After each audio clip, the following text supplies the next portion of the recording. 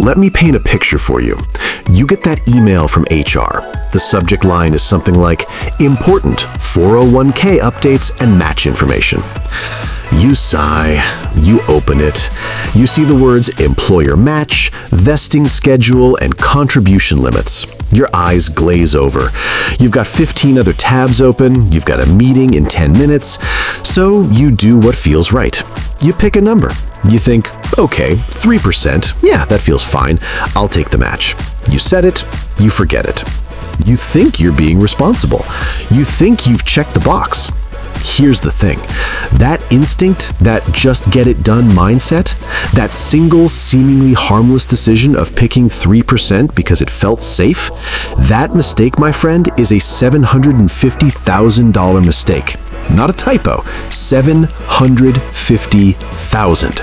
And if you don't fix it today, you are literally leaving that money on the table to burn. My name is Thomas, and I can't stop thinking about this tiny fee you're probably ignoring that snowballs into a catastrophic loss. If you're someone who feels like you're working hard, but the financial finish line keeps moving further away, make sure to hit the subscribe button and give this video a thumbs up if this helps you out. Because today, we are going to kill the biggest, most expensive illusion in retirement planning, the illusion that doing something is the same as doing enough. We're going to talk about math, we're going to talk about psychology, and I'm going to show you why picking the wrong number in your 401k today is the financial equivalent of setting your money on fire and walking away. Look, I get it. When you look at that 401k enrollment form, there's a little voice in your head that says, more money in retirement is good, less money in my paycheck now is bad. So you pick a number that feels like a compromise. Usually that's whatever the company matches. If they match 4%, you put in 4%. You think, I'm maximizing free money. But here's what most people don't realize. You are confusing the company's ceiling with your floor. Just because your employer stops matching at 4% doesn't mean you should stop saving. That's like saying, because the restaurant gives you free bread at the start of the meal, you shouldn't order an entree. You're going to be hungry later. The Vanguard Group, one of the largest investment companies in the world, releases a report every year called How America Saves. And in their 2023 data, they found that the single most common contribution rate for employees is, wait for it, between 3 and 5%. The median? It's like 4.6%. Now, on the surface, that looks fine. We're all in the middle together, right? Wrong. This is where the math gets ugly, and I need you to actually watch this part. Don't scroll to the comments. This is the part that pays for your future house. Let's take a hypothetical viewer. Let's call him Dave. Dave is 30 years old. He makes the median US income for his age. Let's call it $60,000 a year. Dave is responsible. He signs up for his 401k. He puts in 4%. His company matches 100% of his contributions up to 4%, so total going in, 8%. Dave does this until he's 65. If we assume a modest rate of return, let's be conservative, 7% after inflation, and he gets those 2% yearly raises that are pretty standard, what does Dave have at 65? Boom. Dave is a millionaire. Dave is patting himself on the back. Dave is looking at buying a condo in Florida. Dave thinks he's won the game. But Dave hasn't won. Dave is broke and he doesn't know it yet. Because here's the trap. We just calculated in today's dollars. That $1 million sounds massive, but Dave is retiring in 35 years.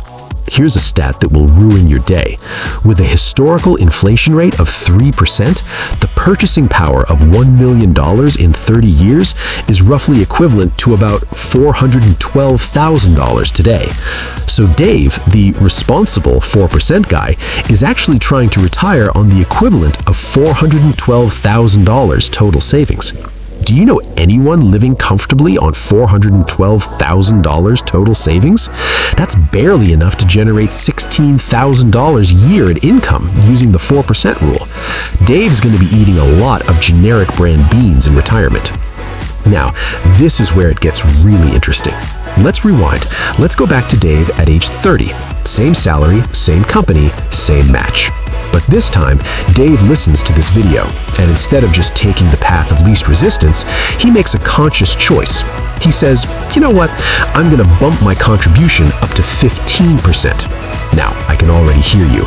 Thomas, 15%? I have rent, I have student loans, I have a social life. Just hold that thought. Park the objection. Let's just look at the math first. Dave, age 30, 60K, 15% contribution plus the 4% match. Same 7% return, same 35 years. $2.1 million. Let's adjust that for inflation, the same way we did for Dave number 1. That $2.1 million in the future is worth roughly $860,000 in today's money. So, real Dave, the 4% guy, has the spending power of $412,000. Aggressive Dave, the 15% guy, has the spending power of $860,000. That's a $448,000 difference in lifestyle. But that's not my $750,000 number, is it? No, because I want to show you the real mistake. The 4% guy didn't just lose $448,000. He lost the ability to stop saving earlier. Here's a concept that will blow your mind: the coast number. Aggressive Dave, saving 15%, doesn't actually have to save 15% until he's 65. Because of the magic of compounding, if he saves aggressively for the first 10 years, just 10 years, and then stops contributing entirely at age 40, he'd still end up with more money than the 4% guy who saved for 35 years straight. Let me run that math again, because it's insane. Dave, too, stops saving entirely at 40. He puts in $0 for 25 years, and he still beats the guy who saved for 35 years. That is the power of the first decade of your career. Now, if Dave 2 keeps saving that 15% for the full 35 years, that's where we get the $2.1 million.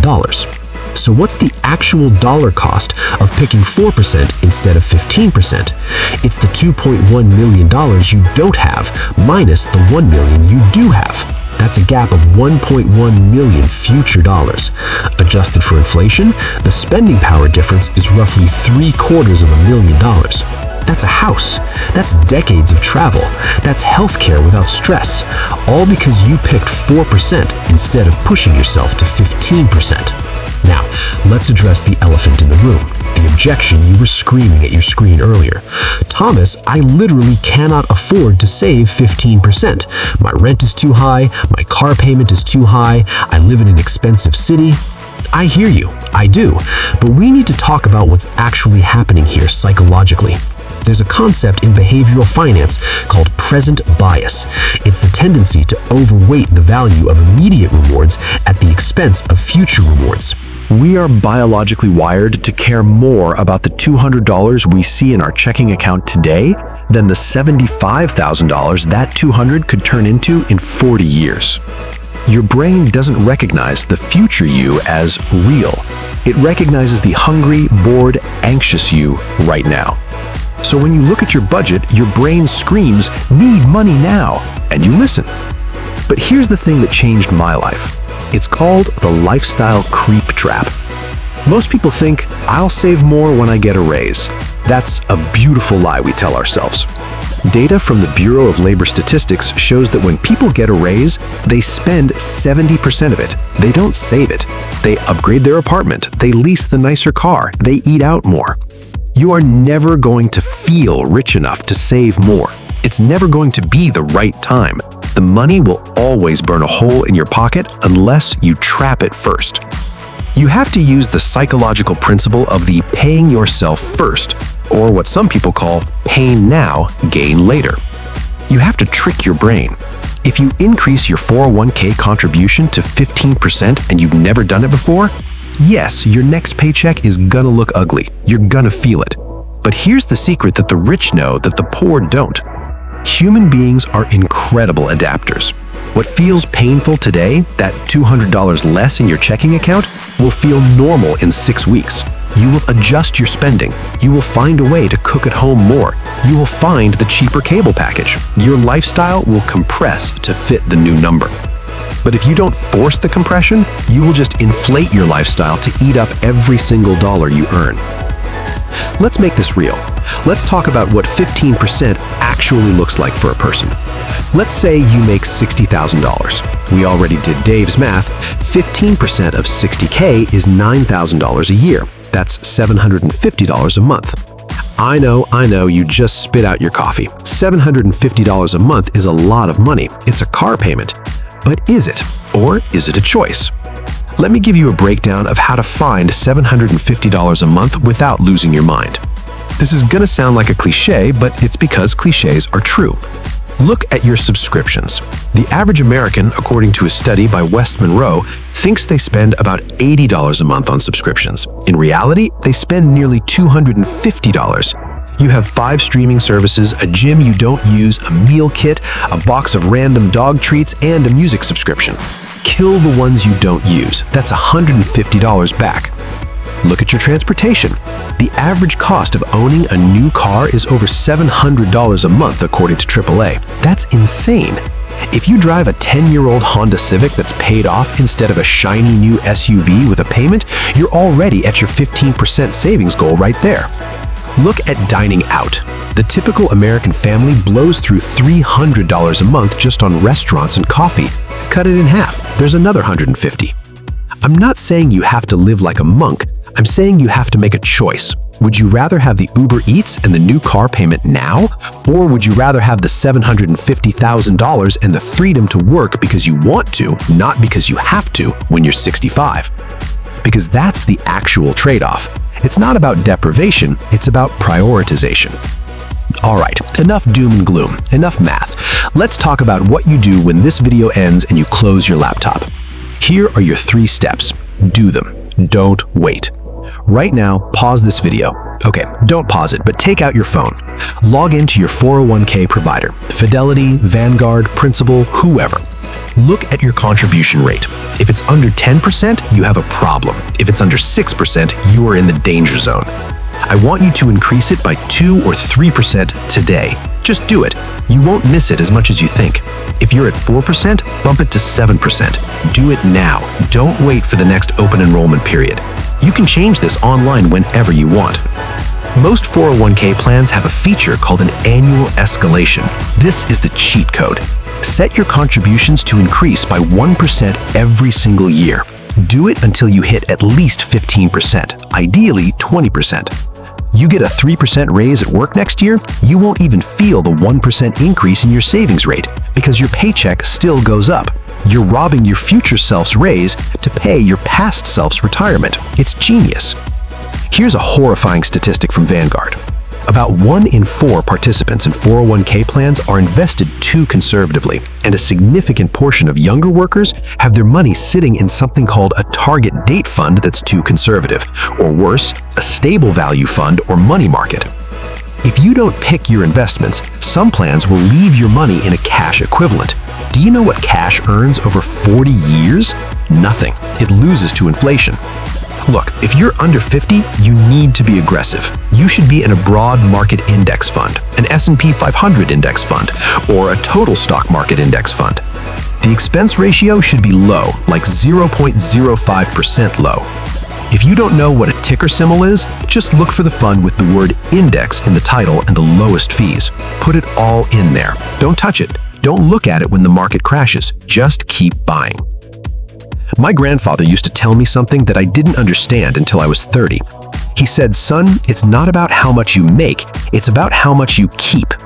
The richest people I know aren't necessarily the ones who made the most money. They're the ones who, at 25 or 30, made a decision that their future self was more important than their present self's desire for a slightly nicer car.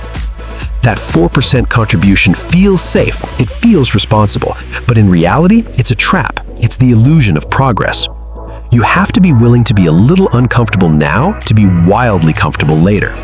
The next 10 years are the most powerful investing years of your entire life. Do not waste them on 4%. So, here's your call to action. Go check your 401k right now. If you're watching this on a phone, put it down and log in. If you're on a computer, open a new tab. Change the number. And if you found this helpful, if this was the slap in the face you needed, smash that like button, subscribe so you don't miss the next one, and comment below. What percentage are you at right now? I want to see the number. Hold yourself accountable. My name is Thomas. Stop leaving money on the table. I'll see you in the next one.